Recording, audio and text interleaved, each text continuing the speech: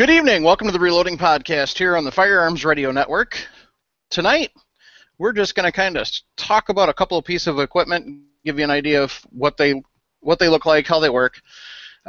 Maybe something you have, maybe something you don't have. As always, we're going to start off with what we did in Firearms and Reloading this week.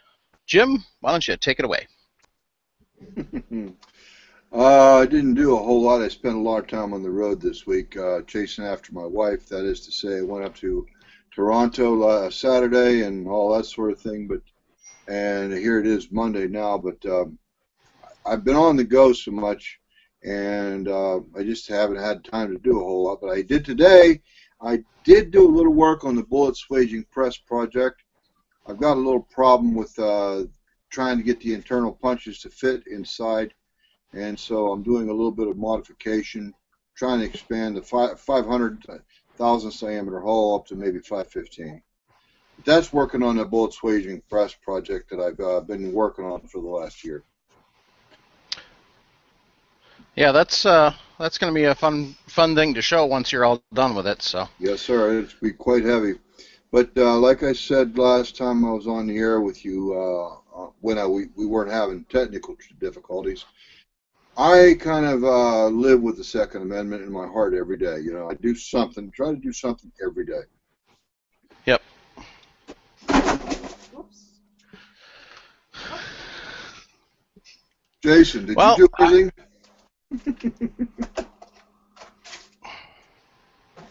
What's that, Jim? I was just asking you did you do anything this week besides? Oh yeah, I did. Last week, because I couldn't get on last week, I'd casted 41 pounds of 230 grain 45 caliber projectiles, and I think the next day I did about 500 pieces of 40 caliber projectiles. Let's see, I've loaded up a couple hundred rounds of 44 mag. And went shooting with the family. That's right, because I was teasing you last night about you and Kathy about she's pretty much commandeered that 30-30 rifle away from you. Yeah. That's a good thing, though. You know, when you take and involve the family, that's a very, very, very good thing. You know, and you treat her right. I know you're going to run it about 1,500, 1,700 feet per second. Keep it real mild, but I'll tell you what, Charlie Whitetail won't like it when you put one in the base of his skull with one of those right. nice 150 grain bullets when the lady does it, and he won't even know what hit him. Yep. Well, I played around a little bit with air rifle because I didn't get a chance to get out to the range, so just playing around with the air rifle in the backyard. Probably about 50 shots or so. Just trying. I've got a couple of spring-powered air rifles I got for the boys, trying to see how accurate they can actually be.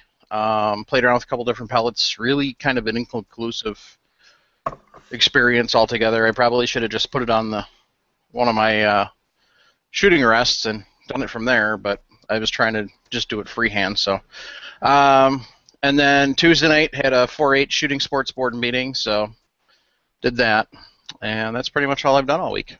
Mike, got a question for you, sir. Yes, sir. Do you have a chronograph? Yes and no. Okay, well, use it more often when you have it. Yeah, it's got to get sent in for repair. I bought it at a garage sale and didn't realize that the screen was cracked on the display, so I've got to send that in to get fixed. The reason why you reminded me of the question is because I've actually chronographed my spring-powered pellet rifle or air rifle, and I was amazed at how consistent it is. You might be too. Okay. Yeah, I'll have to check that out. Yeah. Anyway, Jason, you got a chronograph? No, you don't have a chronograph, do you, buddy? I do. You do? Yep. Bought another one. That's right. You didn't send it in?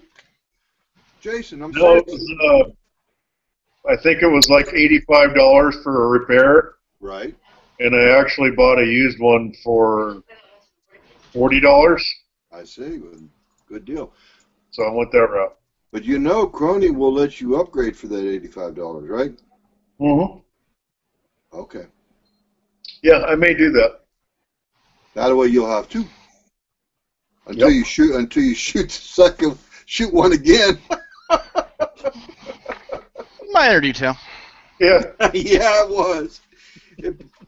I've actually tagged my chronograph with a 200 grain truncated cone. I've actually tagged it. I didn't damage it. Well, I bent sheet metal. Let me just say it, leave it at that. Tagged the back end of it, but I didn't actually hurt it. It still works just fine. Well, that's good. Yeah. But continue, So, please. yeah, that's pretty much what I did for this week. So, I guess next, who wants to go first? Talking about what they've got. Jim, since you've got two, we'll let you go first. 3. Oh, 3 now? Yeah. Didn't you get the link I sent you today in the email? Yeah, I thought it was just for the 1010. Okay. Well, no, actually, it was for the Mitutoyo dial 6-inch dial calipers I have. And Oh, yes, okay. sir. Yes, sir. I still have my Frankfurt Arsenal electronic calipers. Okay, folks, what I've got here is Frankfurt. I hope it reverses because I see it backwards. But Yep. Frankfurt Arsenal reloading tools. I bought it from Midway USA. I'm pretty sure Larry Potterfield owns Frankfurt Arsenal, or he's got a heavy invested interest or something like that.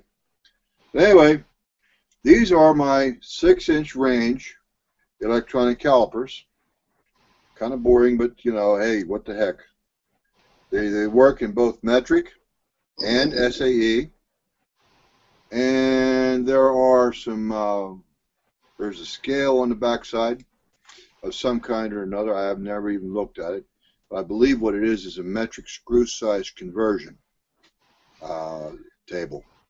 But anyway, I can either turn my calipers on. You can see there's a display on there. I accidentally turned them on, and it's actually set in metric right now. Well, I'll take and reverse it. Are you guys able to read that screen? A little There's a bit. reflection. Yeah. Reflection too much. Okay. My batteries are also getting low, evidently. Yeah, now it's set for English with the 4 zeros and all that, and I just open them up. What I like about these digital calipers is the fact that it's pretty hard to make a mistake with them. Right now, my calipers are reading 2 inches, 21 thousandths. I might have moved it a little bit. Matter of fact, yeah, moved it down to 1.983. The point is, if you can read that, need be, I'll change the batteries.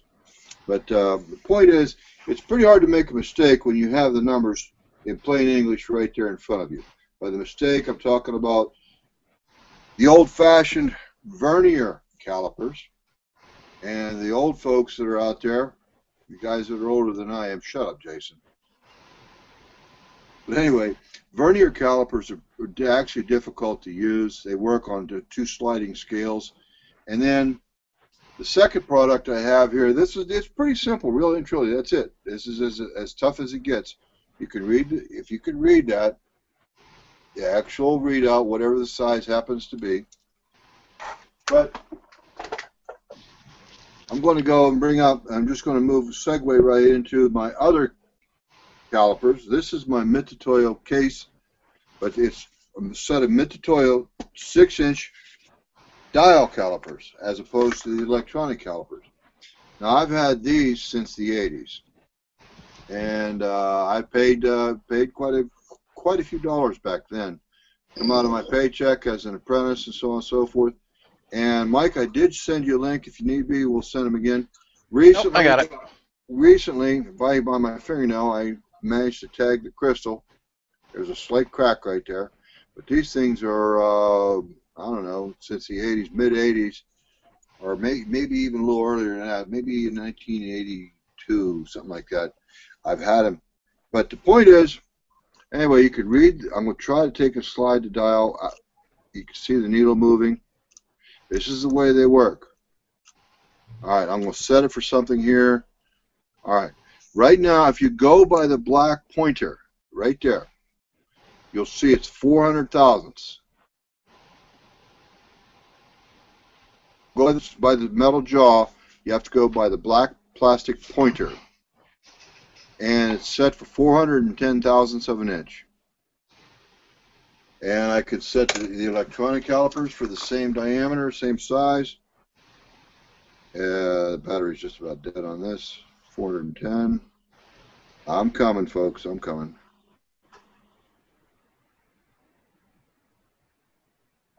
Yeah, as you can see, by the change, it's in plain English right there, no mistakes. But the point is, I pointed out an easy mistake to make. Where my fingernail is, that's where most folks that have ever used my calipers always try to read it at the edge of this jaw, of the jaw of the calipers. And, well, I'm sorry, but that's incorrect. But anyway, that's why I like my electronic calipers. I reload with my electronic calipers. I've reloaded with my dial calipers. There's nothing wrong with it, but these are prone to making mistakes. One other thing, there is a big weakness to this. I don't know if you can see it or not. I'll try to hold it still. There is a big weakness.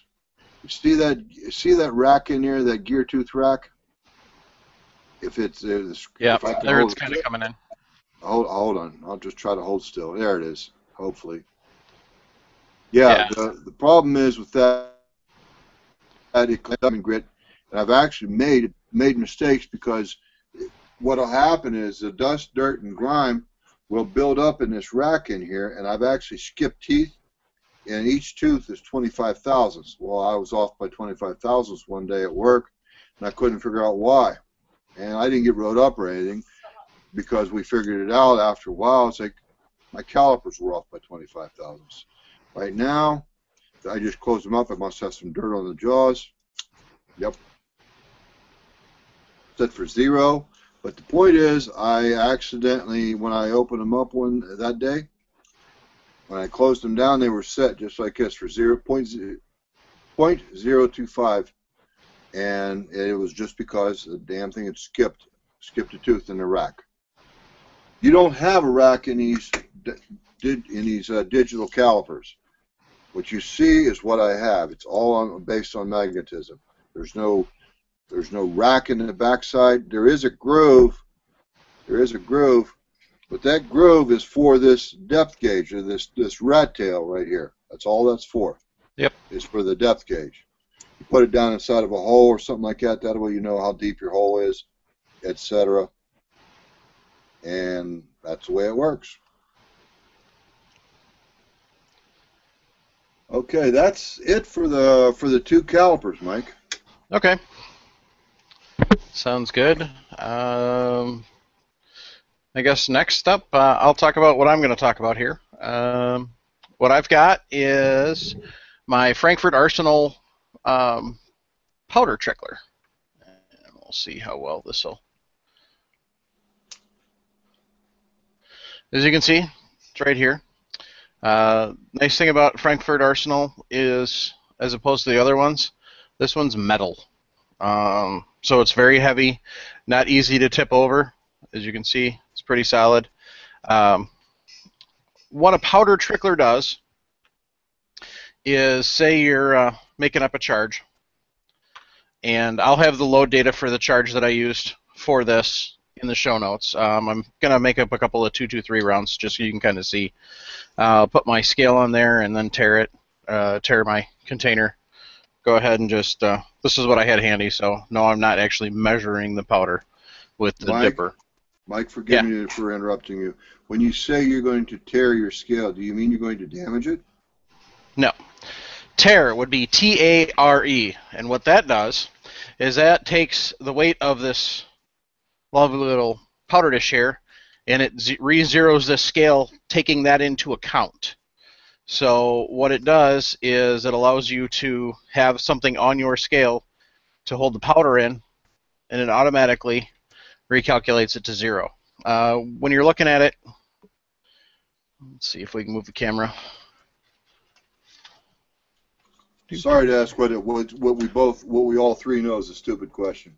No, it's not, because if somebody's new, they don't know it. So it's not a stupid question. It's a perfectly good question to ask for new peoples.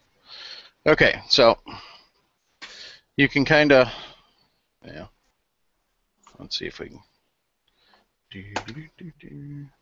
Okay, so there you can see it's at 0. If I lift this off, you'll notice it goes to, probably it's backwards because I can read it fine. So I can just find 13.35.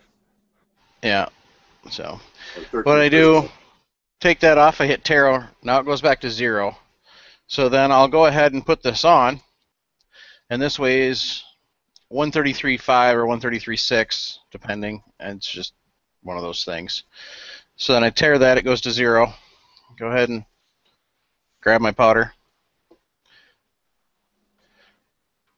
And the charge I'm looking for is 24. So what I can do is use the powder dipper, but then you go over. So that's kind of a pain in the butt.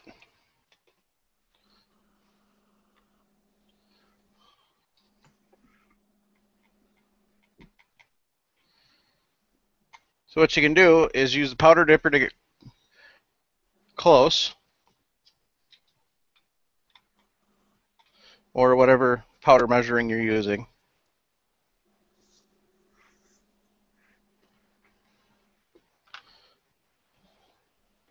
Which that didn't work. So,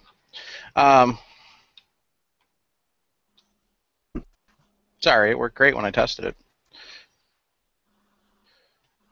Okay, so now we're at 23.8. We want to be at 24. That's where our powder trickler comes in. Oh, now it's at 24. Okay, so I got lucky and poured it exact amount. What you would do, and I'll show you with the next couple also, is you turn this. There's a hole in this rod. I can't see the rod. Sorry, Mike, I can't see the rod. Thank you, sir. There's a hole in this rod in the hopper here, and that allows powder to flow through. So you can just trickle literally a grain at a time.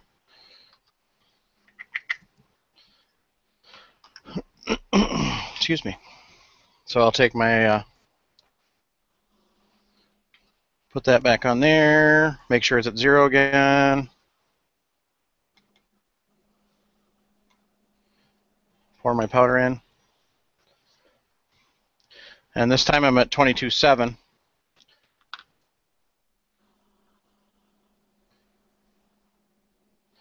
And I don't know if the camera probably won't pick it up, but it's literally... What we can do, I can actually see the powder dribbling into the pan. I can see it actually bouncing and disturbing the kernels of powder that are already there. There, I saw that. Yeah, it's actually doing it 1 grain at a time. Literally one individual. And the reason it works so well with this powder is this is extruded. So it's a little log, so it fits in the grooves better. But it'll do the same thing with ball or with flake powder. It'll just slowly put it in. Now, obviously, I got a little ways to go yet because I'm at 23, so you can kind of go a little faster with your powder trickler. Yep, I can actually see the hole in the tube. And as you can see, it's climbing up pretty good till it turned off. That's the only problem, is sometimes your scales aren't set for trickling. So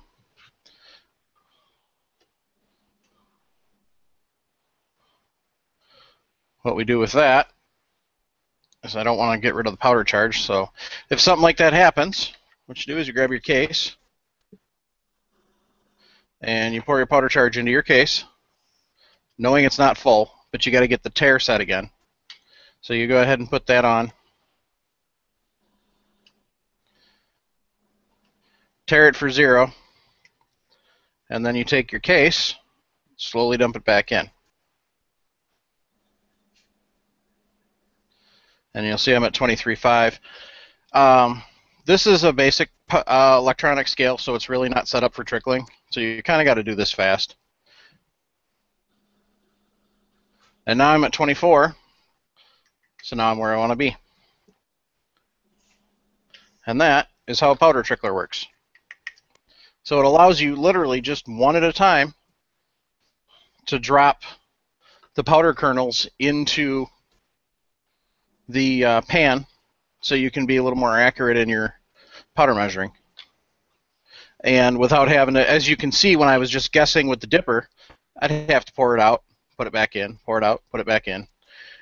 And you get, you know, like that first toss is 27. So now I'm just going to try and dump some in here.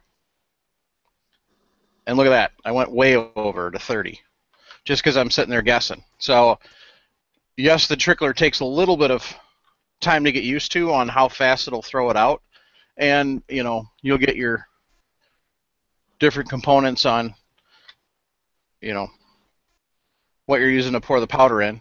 I'll see that when I got to 23/8, so now I can just take my powder trickler. Yeah, he's rotating that with his left hand. Yeah, well, Thank you, Mike. That helps. Yeah, as you can see, there's a knob on this side. And as it turns, the powder falls out. So,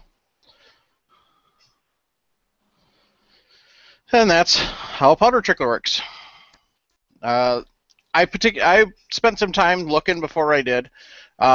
With me, cost is always a matter of importance because I don't have a lot of money to spend on this hobby at the current moment.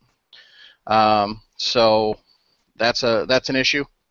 So anything I'm going to be buying, I gotta make sure it's a really good buy, price-wise, and also make sure it's good value to ensure that I'm not wasting my money on it. So, like I said, I went with Frankfurt Arsenal because it is metal, so it's a lot sturdier. The other thing is, it's not going to build up static electricity like you have some of the plastic ones doing. Plus, it'll just kind of hold up a lot longer than the plastic one. And I'm kind of clumsy sometimes, so I don't want to have to worry about knocking it over easily. As you can see in there, there's the hole in the center. Sure thing. I see it. And that's how the powder gets in and then just kind of rolls along on. It's actually threaded inside part of it. So. I made my powder trickler, and I had to use what's called a pulley tap to go up inside the tube because that was quite a long way for a regular tap. Yeah, so at some point in time you'll have to show us that one, and maybe you can talk about how you made it. So, all right, Jason. Now we're going to show you the high-tech, and I've saved up because I've been doing this for a while, and now I buy the fancy reloader setup, and I've got the nice powder master. So this is an RCBS Charge Master Jason's going to be showing us, and this is kind of the fancy end, the electronic techie end of how to throw your powder charge. Okay. So that's the beast. And so I'm already set up. My my powder catcher there is already tared. And so you just punch in your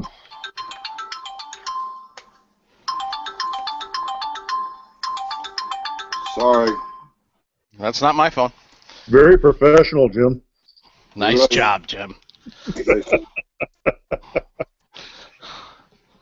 So anyway, you just punch in your grain that you want. For this, I'll just do 20 grains, and then enter. Oops, I just did 200 grains, sorry. That would be a healthy charge. What are you shooting? A 750? That's the bullet weight, 750. No, that's the bore. Okay. Just shooting 200 grains of powder. I think Good that grief. isn't that about a 50 cal charge? Wow, that is nice. And that trickles right up to the whatever weight you set it at, right, Jason? Yep. And then it beeps at me when it's ready. How is it for speed, Jason? It's not bad. The way I use it is it's sitting right next to my single stage. So when I'm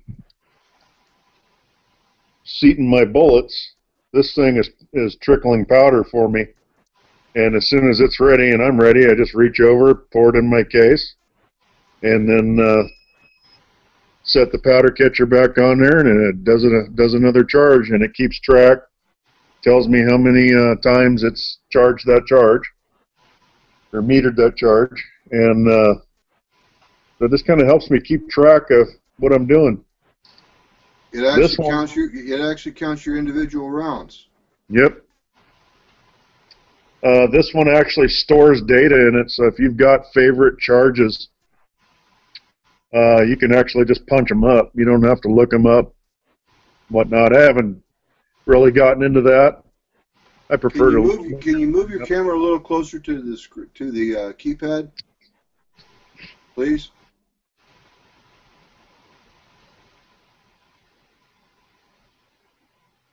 Wow, quite a bit of stuff there. Do you mind if I ask you the price?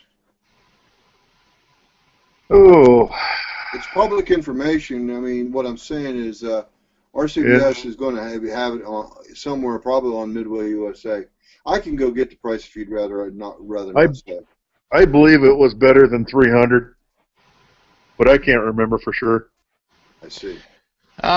Sinclair, aka Brownells, has it for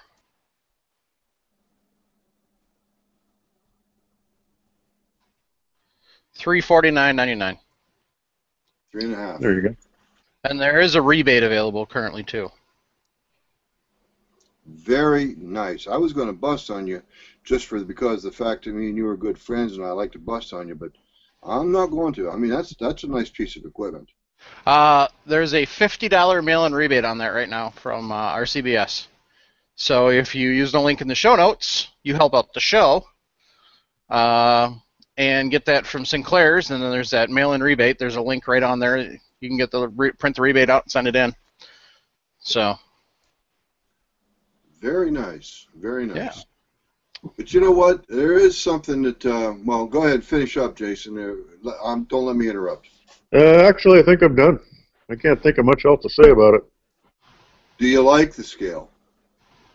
Oh, yes. Very accurate. Like it's on ball bearings, so it'll hinge either way. And it protects the powder tray, because I always have the swamp cooler going in the background, and that'll throw that scale off. So that protects it, keeps my charge accurate. Do you have any trouble with variation? By that, I mean, I have read horror stories about those kind of scales being sensitive to fluorescent lights, or even a breeze from a fan in the room or anything like that. Absolutely, a breeze will affect it. I have not had any problem with fluorescence. I got fluorescence on above me right now. I've messed around, played with it. The fluorescence don't bother. Is that the only scale you have compared to one against the other? No, I have a Lyman electronic scale, and then I also have RCBS 505. I see. And I compare and I check all the time just to be sure nothing funny's going on. Well, if you don't mind, Mike, that brings up an important point that I forgot. We've all three kind of illustrated this point that I'm going to bring up. Remember, I was having a little bit of trouble with my calipers and the battery. I changed it. Well, I changed the battery, and like you can actually see now the display. Mm-hmm. Okay, but the point is, I'm actually dependent upon using a battery as opposed to my good old-fashioned analog dial calipers. Well, Jason just brought up a point that you had a little trouble, Mike, with your scale. The thing went to sleep on you while you were trickling because it didn't like how slowly you were moving. Right. Okay, and Jason, we were talking about variation by a breeze or something like that on his RCBS Chargemaster. Well, he kind of took care of the analog issue by the fact he's got an RCBS 505. Well, I have here my RCBS 1010. I've had this since the 80s. I bought it about the same time I bought my Mitutoyo 6-inch style calipers. And I could do a review or whatever, but if you look how dirty the case and cover is, and it's just aged and so on and so forth. And yeah, here's the back of my scale. I almost never see it, but it's got a few finger marks and so on and so forth. But the point is, electronics are great, but I still like my analog materials and tools because I don't rely on those crazy batteries and those temperamental personality and mood swing related electronics. That's my point. That's kind of why I brought out the 1010, is because I was going to take and actually tease Jason a little bit, but you know what? He's got a nice piece of equipment. I'm just not going to do that. Not tonight. Some other time maybe, but not now.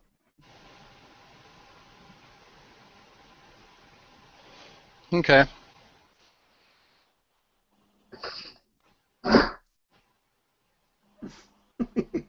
Yeah, Jason doesn't know what to say because for once Jim's not busting on him.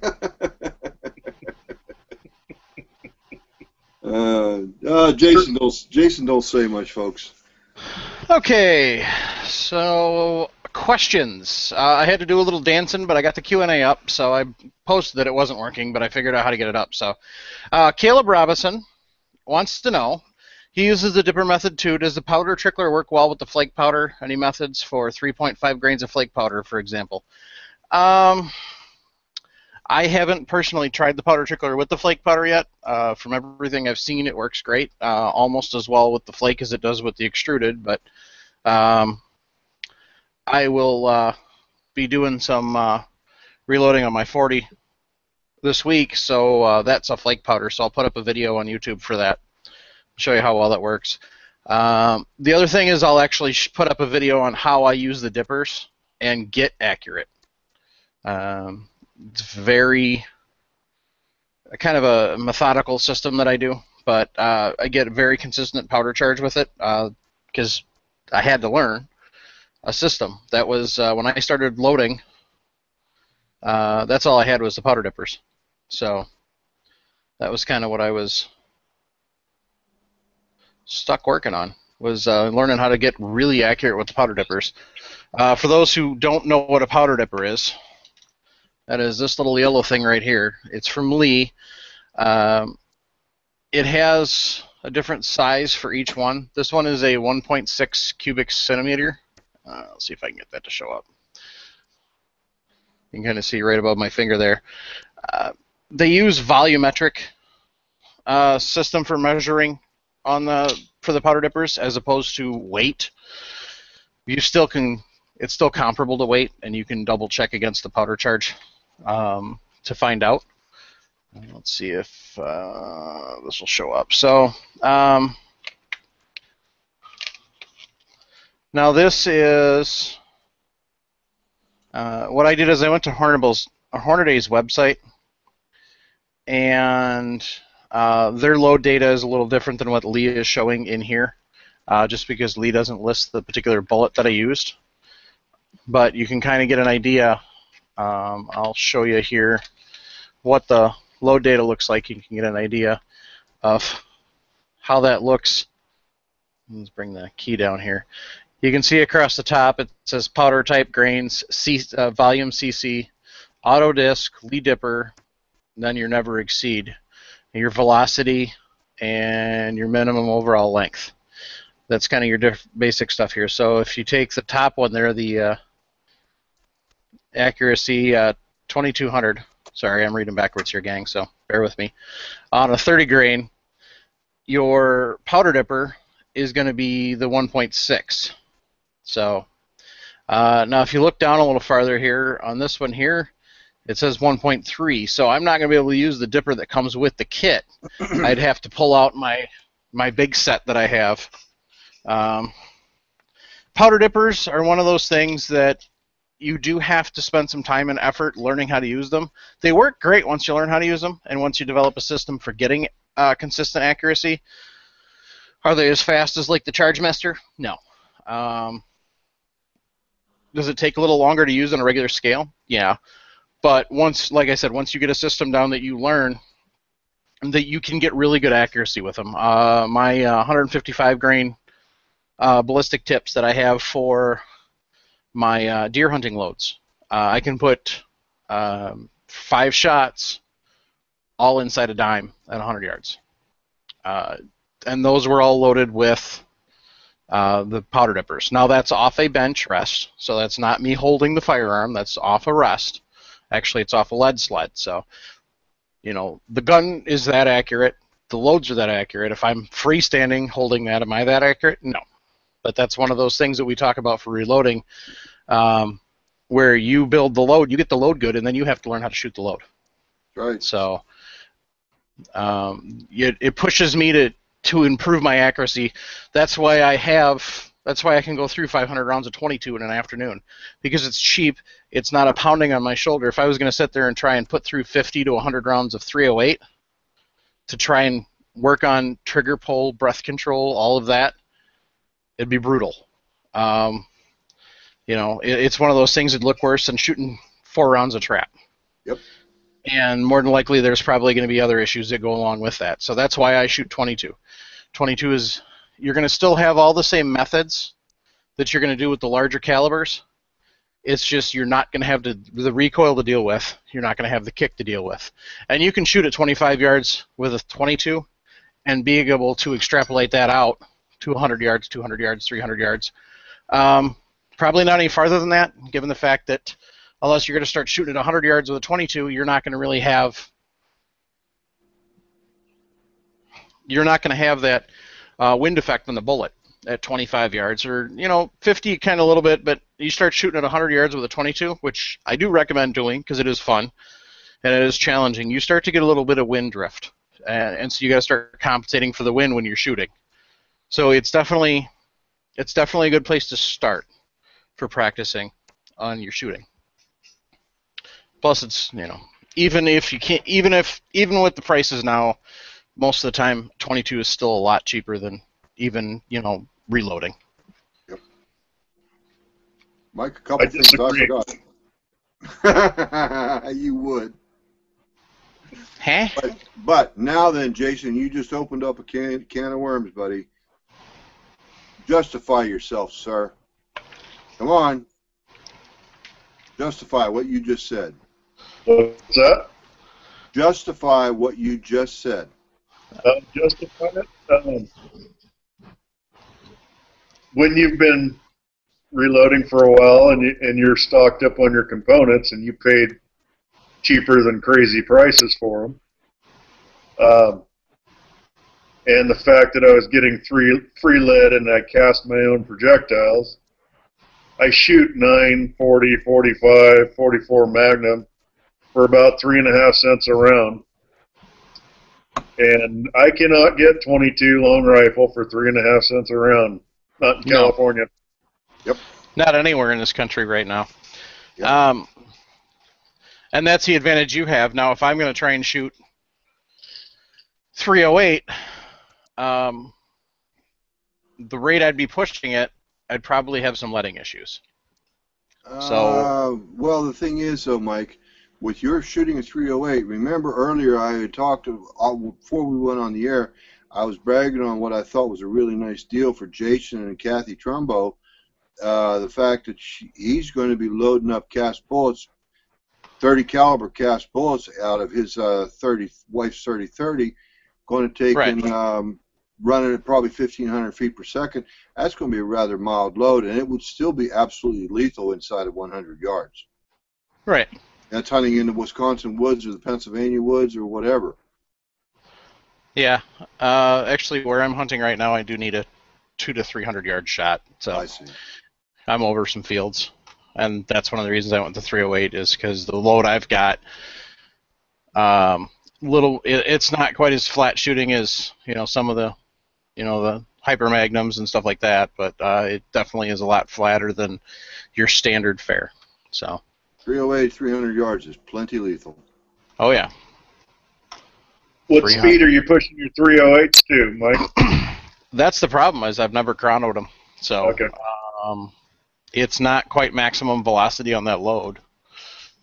So, but What does your data say to you, Mike? Even if you have to extrapolate the numbers.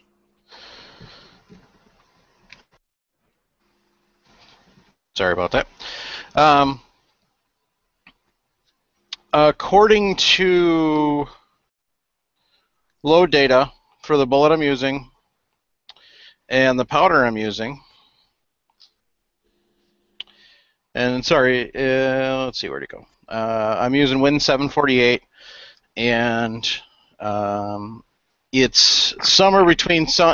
I'm somewhere in the middle of the range. The minimum is 46.2. The maximum is 48.5. Minimum velocity is 27.32, and the maximum is 28.65. So I'm, probably somewhere right around 2,800 with the load I've got. Good number. What's the bullet weight? 150. Well, that's plenty fast enough for that. Yeah. Mm-hmm. I pushed 168 grains that fast, and that's getting a little warm. Yeah. The first deer hunting load I had a 180 grain that I was pushing about 26. That's but that pretty hurt. toasty. Yeah, I bet. A couple things I forgot to do, Mike, while I was talking about my calipers. If you don't mind, I'd like to go back to. Go ahead. I did show everyone how to take and read a measurement and all that sort of thing. And like I said, right now it's set for 1.125. But the way these calipers work is this is a factory round of 40 S&W. Hopefully you can read that head stamp, whatever. Anyway, factory round, fits in the magazine, all that. And this is the way I measure my overall length, just like that. You got to get a little feel for it. But if you notice, it's set for the 1 and 125. It fits inside the magazine real well. Remember I said go by the black jaw. Don't worry, I just drop the round. All right, yep. So by comparison, now we'll take a check it against the digital calipers. Yeah, well, I go back off the screen. And this is what you get when you run it using two different tools. Before I turned it over, it read 1 and 124. Now it's reading 1 and 125. Mm-hmm. And that's common. That's very common for a digital caliper to get a little fluctuation on that, depending on how much pressure you're putting on it and where exactly it's sitting. Right. Usually, I'll take a measurement 2 or 3 times with the digital caliper just to make sure when it's something important as overall length. Oh yeah. Jim, when you say get a feel, when you say get a feel for how to measure the calipers, can you explain that? What do you mean? Absolutely, absolutely. Jason, what I do to get a feel for it is if I actually, well, here's the thumb wheel that I actually use. You can see the needle just flying around. What I do is I'll actually take and close my calipers up and just put a little bit of pressure, and very little pressure right there, but you can see the wheel turning. But you'll notice too, the needle's on 0. Yeah, it's upside down, but you get the idea. The needle's on 0. They'll come back, open it up. You can see, calipers closed, needle's on 0. Keep that right there. Yep. And it's just a matter of experience. I've used these for many years, and I can do the same thing with my electronic calipers. Okay, we'll close the jaw up. Oh, shut up, Mike. You're being bad. And that's off by half thousandths. Half a thousandths. That's about 1/6 the diameter of a human hair.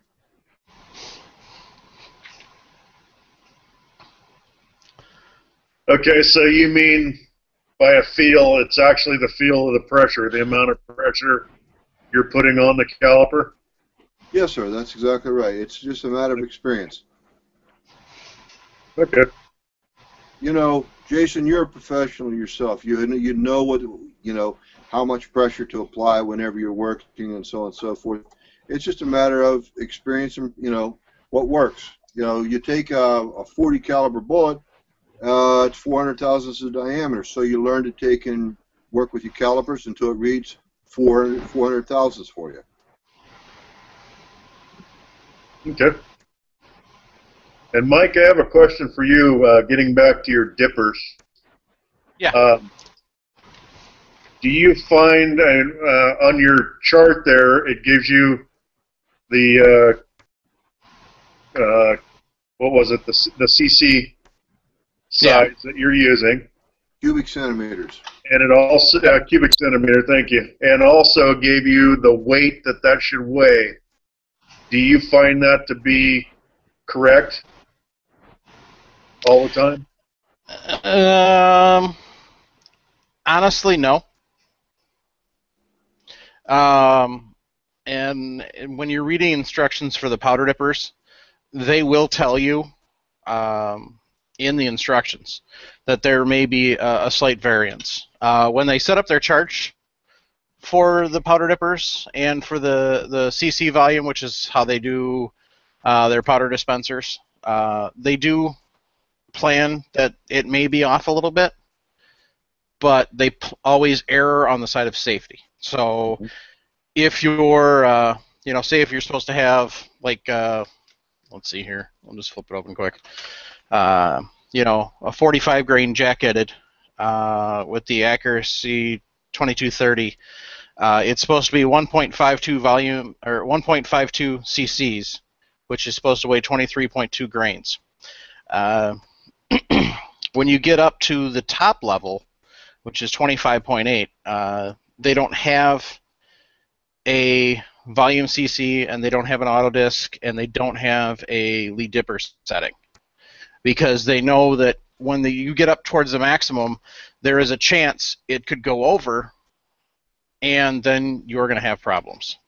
So they don't offer that as an option when they give out their measurements. They always give the minimum, and then if you're going to do anything other than that, then you're going to be looking at weighing the charge.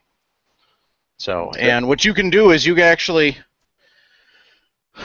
how I did it and how I got good with the dippers is I just kept playing with different ways to fill it and different ways to level it out and so on and so forth until I was consistently putting the same weight charge in the pan every time on the scale. And I probably spent a couple hours practicing with the dippers till I got to the point where, you know, it was a specific system every single time. So every time I'd fill the dipper, every time I'd pour it in the scale, you know, it was within a tenth. And then if you had to, you could tweak it if you needed to or if you wanted to. Depends on what you're loading for. You know, Mike, if you're loading for... Mike, yeah. excuse me. Believe it or not, you're talking about the same thing I was about. You're going by feel. You taught yourself. Right. You're going by experience, and it's pretty much the same technique or the same method, going by feel. And I interrupted you. Please continue. Forgive me, please. No, I was pretty much done with the thought. It's just a matter of practice, is what it is. It's essentially the same thing that we're all talking about. You know, with any of these machines and devices we've been talking about now tonight, it takes practice. With reloading, it takes practice. You're not going to have a first-year person. Their reloads are not going to look as polished and as perfect as somebody who's been reloading that same load for 20 years, 30 years, you know, even 10 years. You're going to be able to put those two cartridges side by side, and you're going to be able to look at the two of them. You're going to go, okay, that's person A's, that's person B's, without a doubt, because there is going to be differences. That first-year person's not going to know all those little tricks and shortcuts. The first-year person's not going to have the confidence and the experience to be able to load that neatly and load that consistently every time. They're not going to have the crimp set the exact same every time. They're not going to have, maybe they're not going to have their bullet seating depth to the exact same every single time because they're putting different pressure on this rod on the lever right here, when they're putting that down and they're bringing that ram up, they're putting different pressure in it every time because they haven't learned that you have to be consistent with everything you're doing in reloading, and if you don't practice consistency in it, you're going to have discrepancies. Whether it's your seating depth of your bullet, where your bullet's down, a millimeter, or it's up a millimeter, or you've got a tenth of a grain less in this case than you do in your previous one. It's that type of thing that the more time you spend doing this, the better off you get. I know a couple of people that I helped start in reloading. They didn't have a lot of money. They're like me. They didn't have a lot of money, so I loaned them some of my stuff. But what they did to get used to it, they had a lot of brass. That was the one thing they had. So brass for them was an expendable item. So what they did is they just kept loading. They would load it. They would take it apart. They would actually disassemble using a hammer because they'd never crimp them. And they just kept loading over and over and over till they got it right. And that's what they did, is they'd pull the bullet, and then they'd redo the powder charge. They didn't reprime it every time. It's just not practical at that point in time to try and teach them how to get good primers out of a case, and it was kind of silly to do. So they just kept redoing the powder charge. They kept redoing the bullet seating. Obviously after time, the brass, wears out, and it's not a viable case for shooting. So in that case, what we do is we just make sure it was empty of powder, and essentially it's a blank at that point in time. You just put, we'd resize it so it would fit in the chamber, and then just pop the primer with the firing pin. But, they went through probably 200 rounds of brass just doing that, just practicing.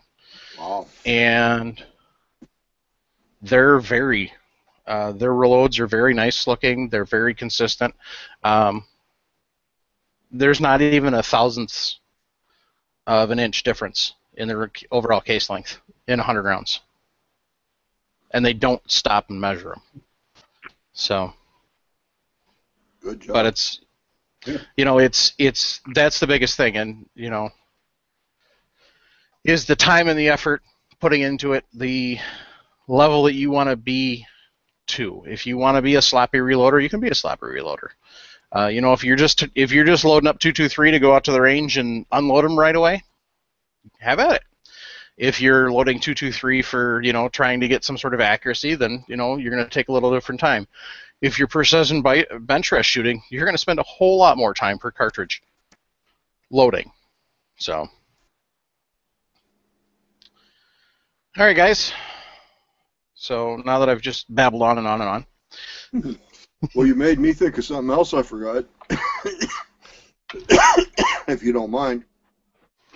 Have at it. The one thing that both my calipers have, you see that yellow button on there? It says 0. Yep. Well, what I can do is, the calipers right now are set for 815 thousandths. Well, if I'm doing a lot of measuring, and I can, the next time I come around, I might be 2 thousandths, 3 thousandths. Well, this is 523.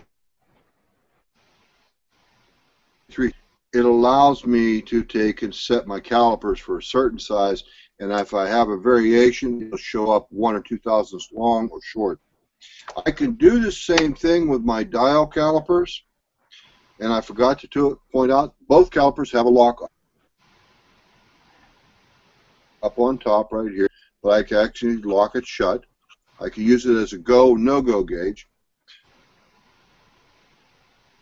I can add 25, as we said, that was the length of the cartridge with the screw, and I just simply slip it through, time and no-go gauge. But another thing too I can do with my analog calipers, my dial calipers, is I can to the dial on that, and I lock it up with a bottom screw, I have to unlock the top, and a little bit long, a little bit short. That sort of thing about both of them. Both calipers work great, but for safety and whatever are my digital calipers. And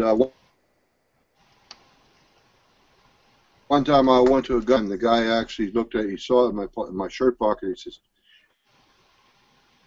"What the hell were you?" I told him, I says, "Thank you, sir." I said, "But I'm both."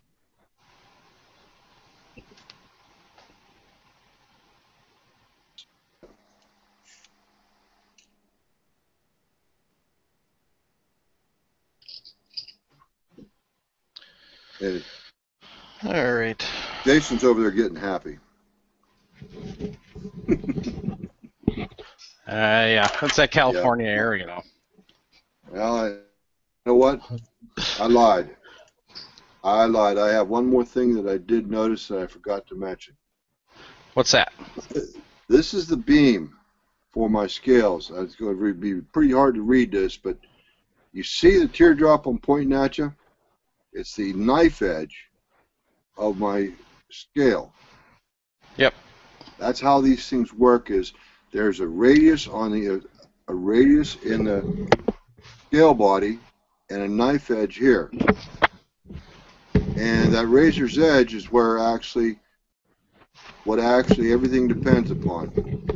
In the reloading room, I've actually seen people talk about it, and they don't leave their scales set up because it'll dull this knife edge that you have right here.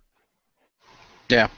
That's what they say. Well, I happen to have nylon bearings, or nylon or polymer or something in the scale. It's the scale body. Hold on, I'm going to bring it over. But in here, in those two forks you see, you can't see a whole lot, but there is a translucent white plastic polymer, polyethylene, I'm not real sure what it is, but it actually has a slight radius in the bottom of it. Not much, about 2,000ths radius. But that's what that of course, that's where this knife edge fits into. And that's how the scale works. You just drop it in there, and you set your beam up, drops it right in like so. That's it. And there you go.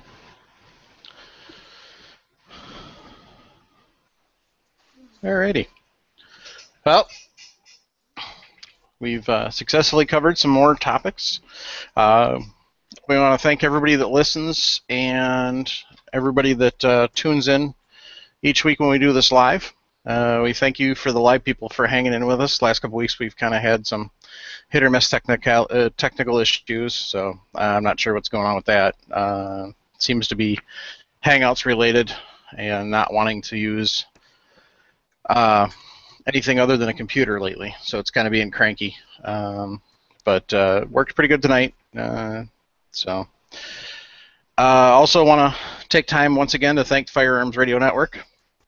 They're people who supply the bandwidth to have us bring this lovely show to you. So make sure you go over there, check out a bunch of. They got a whole bunch of shows. They've got shooting shows. They've got a couple of tactical shows. They've got a precision shooting show.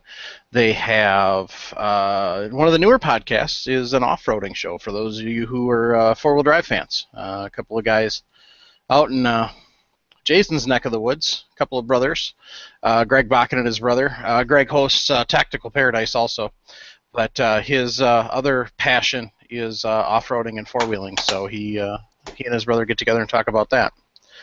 So just invite you to check them out. Once again, if you guys are buying anything from Amazon or you're buying anything from Brownells/Sinclairs, please,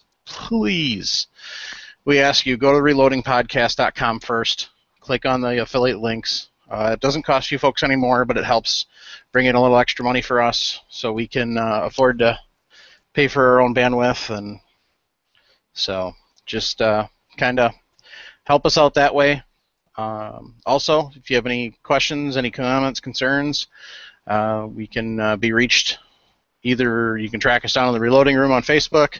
You can track us down at the reloadingpodcast.com. There's an email link there. It's reloading@firearmstv.com. No, sorry, firearmsradio.tv. So it's reloading@firearmsradio.tv is the email address. You can we have a Reloading Podcast Google Plus page and a Facebook page also. So if you have questions and you need them answered right away, go to the Reloading Room. Everybody in there is really helpful and really quick on answering. So,